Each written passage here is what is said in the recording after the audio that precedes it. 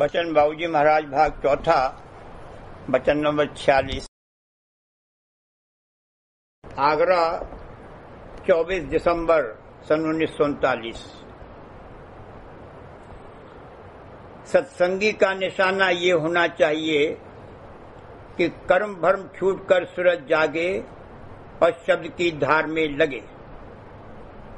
यह निशाना राधा स्वामी नाम के साथ कायम रहेगा। राधा स्वामी नाम को कभी नहीं बिसारना चाहिए।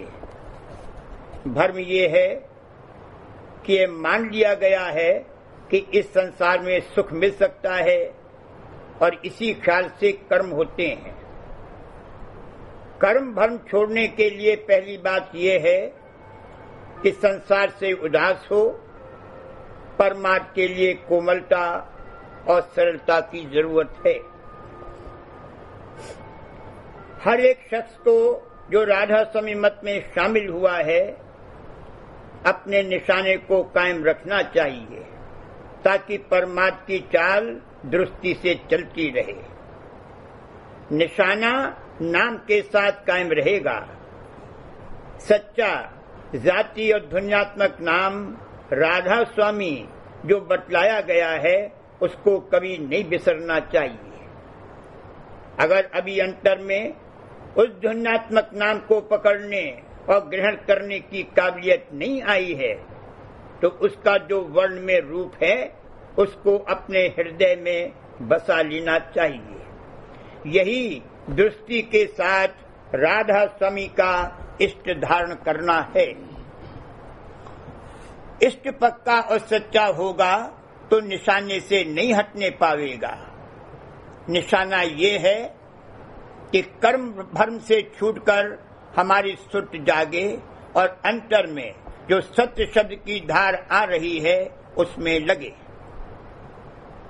पहले भ्रम पैदा हुआ है तब उसके मुताबिक कर्म करने लगा है। भ्रम ये है कि इसने मान लिया है कि इस संसार में सुख मिल सकता है।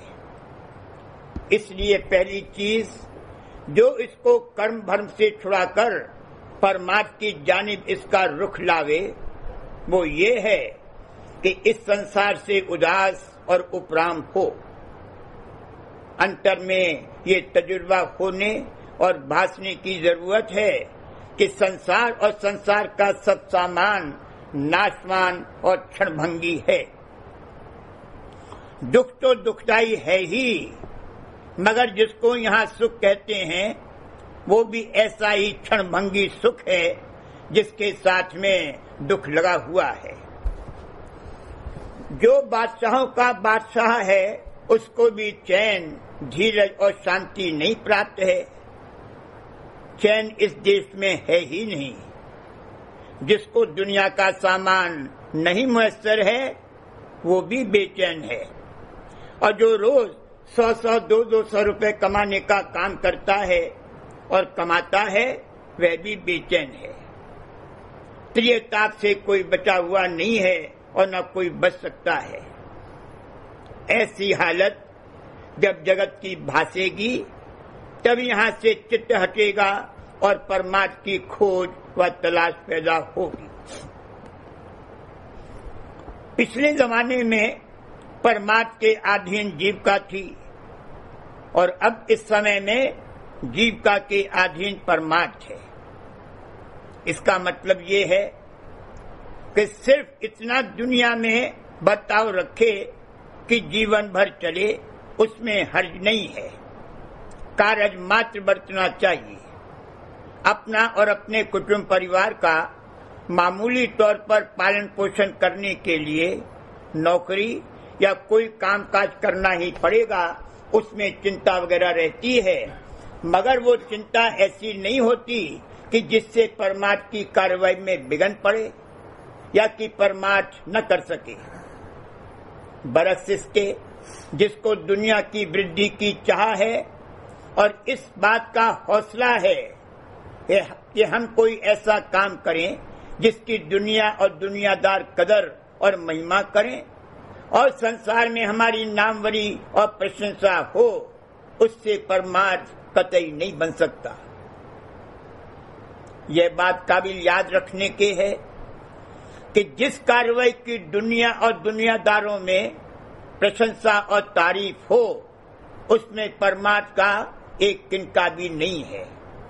जिसके दिल में दुनिया की चाह, हौसला, वलवला और जोश भरा हुआ है, वह कभी अंतर में खिंच और सिमट नहीं सकता। उसकी वृत्ति नीचे की तरफ रहती और जाती है, और जिस कदर नीचे की जानिब रुख और उतार होगा, उसी कदर हृदय कठोर होगा। उसमें वो कोमलता और सरलता आ ही नहीं सकती जिससे परमार्थ बन सके। परमार्थ के लिए कोमलता और सरलता होनी चाहिए। बिना चित्त में कोमलता और सरलता आए परमार्थ कभी नहीं बन सकता। कोमलता ये है कि दुनिया में रिपुओं और दुश्मनों का जब हमला आवे तो दब जावे और पीछे हट जावे, और जरा भी मुखालिफत हो कि सिमट जावे और खिंच जावे। रिपु और दुश्मन काम, क्रोध, लोभ, मोह, अहंकार वगैरह हैं। जब इनमें से किसी का आवेश हो तो चाहिए कि फौरन अंतर में चला जाए, न कि क्रोधी को देखकर क्रोधातुर और कामी को देखकर कामातुर हो जावे। इन पंचदूतों का असर अपने पर जहां तक मुमकिन हो न होने देवे या कम से कम होने देवे। सरलता ये है कि दुख और सुख दोनों में सरल और सहज भाव रहे, यानी सबकी बर्दाश्त करे। ये दोनों अंग कोमलता और सरलता के चित्त में आवेंगे, तब चाहे कैसी ही हलचल आवे, धीरज और एतदाल कायम रहेगा, जो कि परमार्थ के लिए निहायत जरूरी है। अगर चित्त में कोमलता और सरलता नहीं होगी तो दुनिया की जरा जरा सी हलचलों में तहोबाला और अधीर हो जाएगा, और उनका बड़ा असर पड़ेगा और देर तक कायम रहेगा, जिससे परमार्थ में बड़ा विघ्न होगा।